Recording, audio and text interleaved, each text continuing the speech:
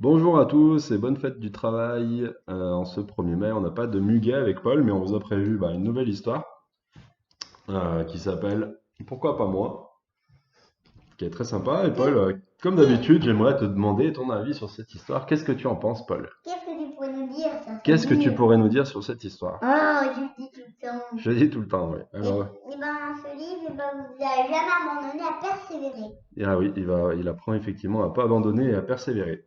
Bon, on commence cette histoire, t'es prêt? Oui. Allez, génial. Pourquoi pas moi? Dans le nid, depuis quelques jours, on entend tic tic tic, tac tac tac, et même parfois toc toc toc.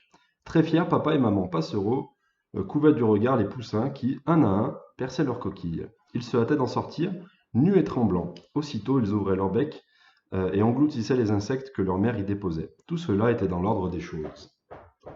Ah oui, c'était l'expression. Mais il y en a un qui n'est pas cassé.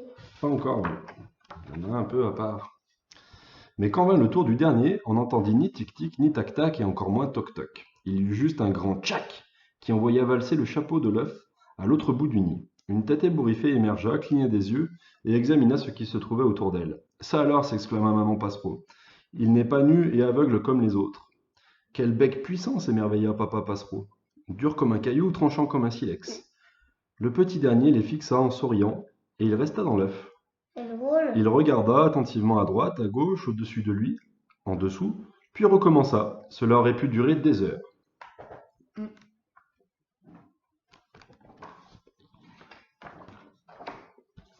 N'y tenant plus, papa Passereau brisa et évacua le reste de la coquille lui-même. Quant à maman Passereau, elle glissa de force une grosse mouche dans le bec du dernier né. Il l'avala sans cesser de regarder en l'air, captivé par la danse d'une feuille agitée par le vent. Les jours passèrent, les poussins grandirent et forcirent. Ils devinrent des oisillons. Dans le nid, 6 boules duveteuses piaillaient et se chamaillaient sans arrêt.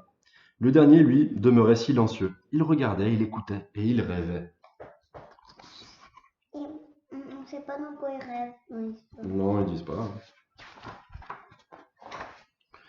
Très vite, ses frères et sœurs commencèrent à secouer leurs petites ailes, impatients d'apprendre à s'en servir. Les plus hardis allèrent jusqu'à s'aventurer au bord du nid. Sous l'œil vigilant de leur mère, le dernier, lui, étirait le cou pour regarder au loin. Sur son dos, rien ne frémissait, on apercevait juste 2 petites bosses assez disgracieuses à la jointure de ses épaules. Il n'a pas d'aile, annonça le père. C'est un oiseau, Pierre, expliqua l'oncle Corbeau, que l'on disait un peu sorcier. C'est grave, demandèrent les parents. Ça dépend, fit l'oncle. On verra bien, dit le père. Un oiseau Pierre, soupira la mère. Alors nous l'appellerons Pierrot. c'est joli nom, Pierrot, C'est un joli nom, Pierrot. mais... Ah, pourquoi on dirait qu'il a des ailes en fait? Il a pas d'ailes. Il a des toutes petites ailes. Le printemps éclata. Un à un, les oisillons apprirent à voler et quittèrent le nid. Pierrot, lui, grattait la terre avec ses pattes et cherchait des vers avec son bec. Aussi vif que vigoureux, il sautillait de vieilles souches en rocher, de rocher en tronc couché et de tronc couché en muret de pierres sèches. Dans les feuillages, il entendait les rires furtifs des écureuils. Voyez donc ce drôle d'oiseau-là, cloué au sol, lourd comme une pierre, c'est Pierrot le lourdeau. Ils sont pas sympas ces écureuils, hein. Oui. Ah oui, ils sont pas gentils. Je les aime pas, moi. Alors Pierrot regardait ses frères et sœurs plonger dans sa direction en rasant le sol, puis remonter en flèche vers le ciel pour y dessiner des figures d'acrobates, et ça le faisait rire. C'est bien que fait rire. Mais ce qu'il préférait, et de loin, c'était admirer le grand arbre, l'arbre aux 1000 branches, celui qui se dressait tout illuminé de soleil au cœur de la prairie. Le plus haut, le plus majestueux, le plus grand et le plus bel arbre qu'il ait jamais vu. Il pouvait le contempler durant des heures. Il est grand. Il est grand, hein. Il voit gros. Une bergeronnette qui passait par là lui dit un jour: Cesse donc de le regarder, va te poser sur une de ses branches. Tu verras, de là-haut, on a une vue extraordinaire. Je ne peux pas voler, répondit Pierrot, je suis un oiseau-pierre. Un oiseau-pierre, fit la bergeronnette. Mais qu'est-ce que c'est que ces sornettes? Ça veut dire que je n'ai pas d'ailes, répondit Pierrot. Tous les oiseaux ont des ailes, rétorqua la bergeronnette. Puis elle s'envola. Et tous les oiseaux sont volés, ils vont le dire dans l'histoire. Eh oui, normalement. Le lendemain, Pierrot décida de se fabriquer des ailes pour aller jusqu'au grand arbre. Il observa le vol majestueux de l'aigle royal, la belle gorge rouge de la frégate, le corps élancé des libellules, et il se mit au travail. N'importe quoi, railla l'aigle en le voyant agiter 2 grotesques ailes en carton. Il a pas l'air commode, hein.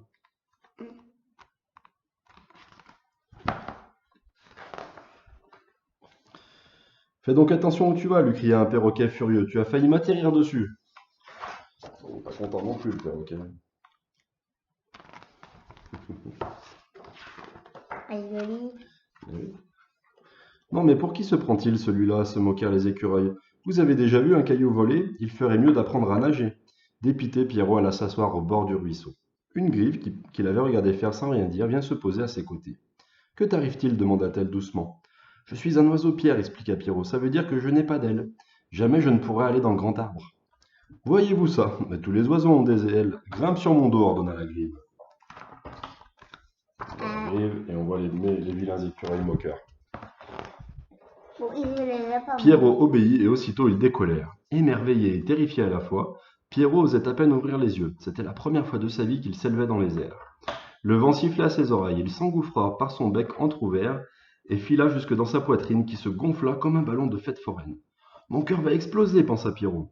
Ils passèrent au-dessus d'un bois. Regardez, crièrent les écureuils, c'est Pierrot le lourdeau. Il a trouvé un lance-pierre. Dans la forêt, les animaux ricanèrent. Attendez de voir, répliqua la grive. Et ils vont pas lancer les écureuils. Non, ils sont pas sympas. Ils atteignirent le grand arbre, la grive en fit le tour lentement, plusieurs fois, pour que Pierrot puisse l'admirer. Puis elle alla se poser sur sa cime. Te voilà arrivé à destination. Allons, descends de mon dos, fit-elle. J'ai fait des efforts pour les dernières. Tout tremblant, Pierrot se laissa glisser prudemment sur la branche. Elle se mit à onduler. Pierrot chancela. Je vais tomber, cria-t-il. Mais non, lui dit la grive, approche-toi de l'extrémité, tu verras comme c'est beau. Et elle lui donna de petits coups avec sa tête pour le forcer à avancer. Arrête, cria Pierrot, j'ai peur. Pourquoi fais-tu ça? Parce que je t'aime bien, Pierrot, répondit la grive. Sur ces mots, elle le poussa dans le vide. Pierrot hurla. Pour commencer, il chuta comme une pierre.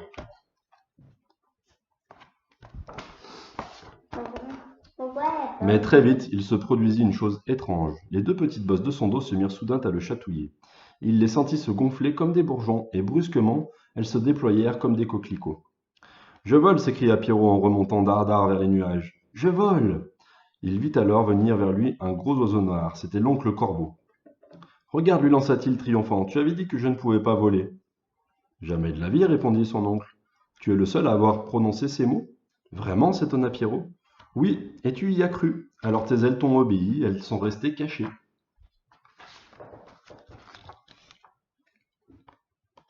On n'a pas tout fini, quoi. C'est bientôt fini. Oui. Tous les oiseaux ont des ailes, se répéta Pierrot. Oui, même moi. Et il s'élança dans le ciel. Ouais, il y en a beaucoup des oiseaux. On ne veut même pas les compter. Hein. Et voilà. Cette histoire est terminée. J'espère qu'elle vous a plu. Paul, ça t'as aimé cette histoire? Oui. Oui, bon. Eh ben tant mieux. Et puis, vu qu'on n'a pas fait d'histoire hier parce que la journée était un petit peu courte, aujourd'hui on va en publier probablement une deuxième. Donc, rendez-vous tout à l'heure pour une deuxième histoire que Paul aura choisie. À bientôt. Bye bye.